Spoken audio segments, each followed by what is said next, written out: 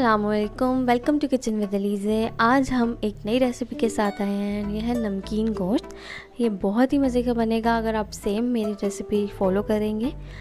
ये बहुत ही जल्दी से बनने वाली रेसिपी है, तो चलिए इसकी रेसिपी देख लेते हैं। यहाँ मैंने एक बाउल में ले लिया है गोश्त। ये इसमें 2 से 4 हड्डियाँ होंगी और बाकी ये गोश्त है। और इसके साथ ही हम इसमें 2 प्याज ले लेंगे।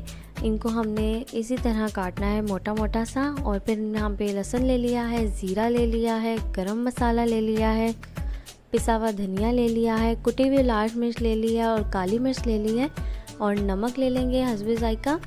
अब यहाँ पे हमने कुटी हुई मिर्च डाली है, इसलिए ये गोश्त का फ्लेवर इससे बहुत ही मज़े का होने वाला है। अब यहाँ पे हम डाल देंगे सिरका और इन सारों को डाल के हमें आधा गिलास पानी डाल के कुकर को प्रेशर दे देना है 20 मिनट के लिए। 20 मिनट प्रेशर देने के बाद आपने अब इसको एक खुले बर्तन में शिफ्ट कर लेना है और अब ऑयल डालेंगे और अब इसकी हम अच्छे तरीके से भुनाई कर लेंगे।